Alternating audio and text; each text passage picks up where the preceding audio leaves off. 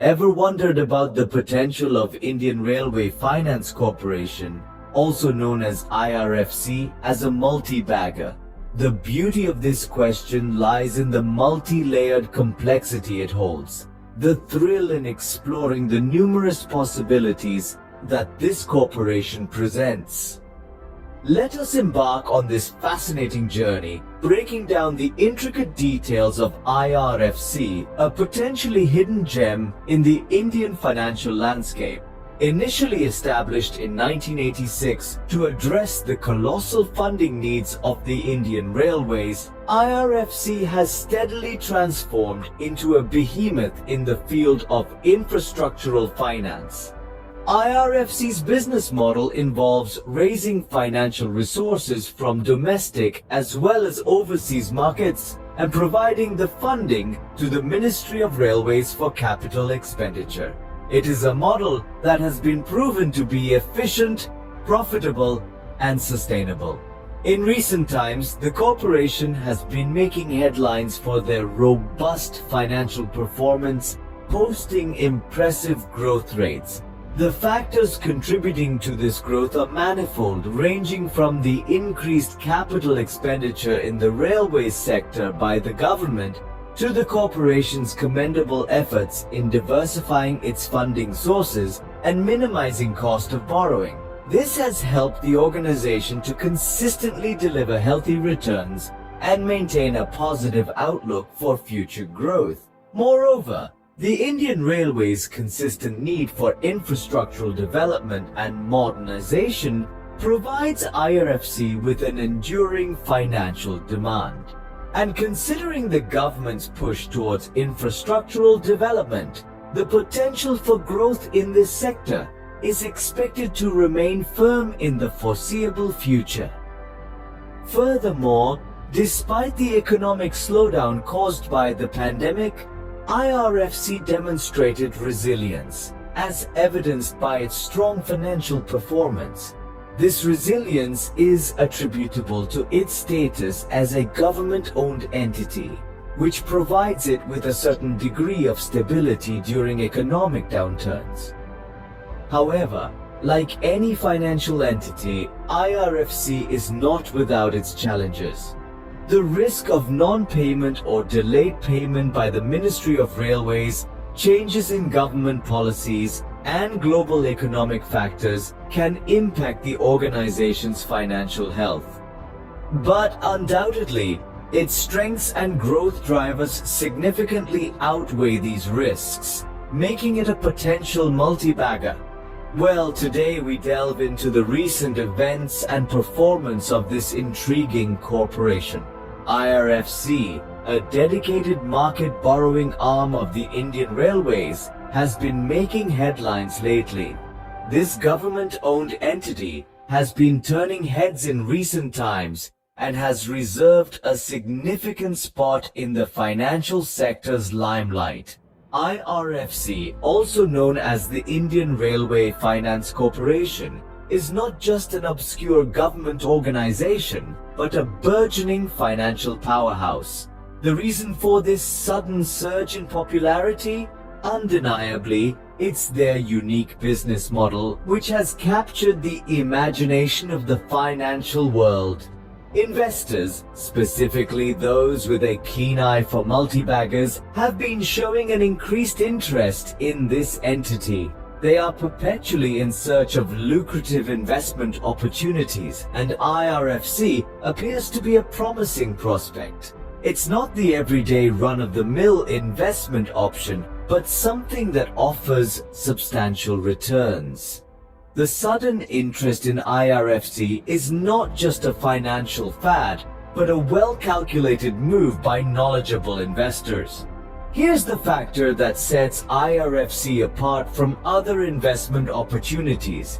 It is the primary financial entity that funds the purchase of rolling stock assets for the Indian Railways. Now, what are rolling stock assets?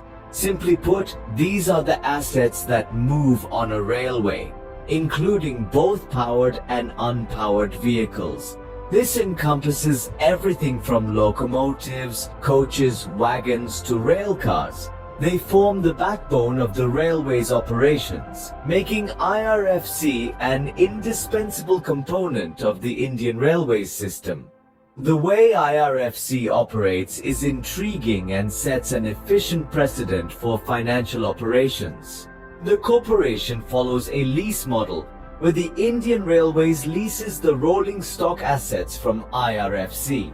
This, in essence, is a win-win situation for both entities. The Indian Railways gets its necessary rolling stock assets, and IRFC earns lease rentals in return. This model is not just sustainable but also highly efficient, making IRFC a reliable source of income. In a volatile financial market, an investment that provides steady returns is a gem. And it's this potential of consistent returns that has been attracting investors towards IRFC. The corporation's unique blend of government backing, consistent revenue generation, and an essential role the Indian Railways makes it an appealing investment. It's the kind of model that strikes a chord with investors looking for stability amidst the market's unpredictability. Its reputation as a government entity ensures credibility, while its business model invites profitability. In a nutshell, IRFC offers what every investor seeks: opportunity, stability, and growth.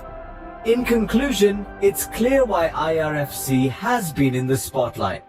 The corporation primarily finances the purchase of rolling stock assets, which includes both powered and unpowered vehicles for the Indian Railways. The corporation follows a lease model where the Indian Railways pays them lease rentals. The model is quite efficient and has been attracting investors. But that's not all. The recent performance of IRFC, an organization that has always been on the forefront of financial innovation, has been commendable indeed. This performance goes beyond just numbers on a balance sheet or a profit and loss statement. It speaks to the strategic capabilities of an organization that is poised to define the future of finance. Over the past several years, IRFC has been steadily and carefully nurturing its growth trajectory, with a keen eye on both revenues and profits. This mindful approach to growth has not been without its rewards, and the result is a financial stronghold that is both impressive and sustainable. This stronghold has been built brick by brick, with each year's financial results adding another layer to its robust structure. The constant growth in revenues and profits over these past few years is not just a testament to the strength of the organization, but also the resilience and adaptability embodies. Impressively, amidst the constant flux of the financial world, IRFC remains debt-free.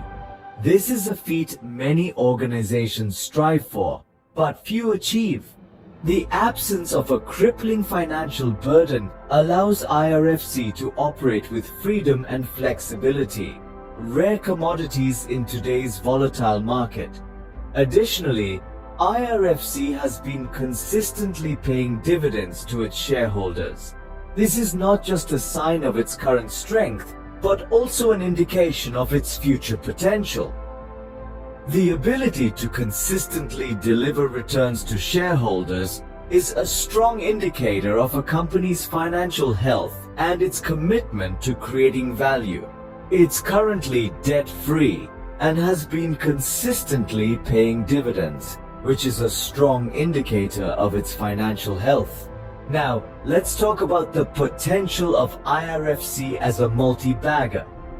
Multi-baggers are stocks that give returns that are several times their costs. They are the dream of every investor. And IRFC, with its robust business model, strong financial health, and consistent growth, seems to have all the makings of a multi-bagger. However, Investing in stocks requires careful analysis and understanding.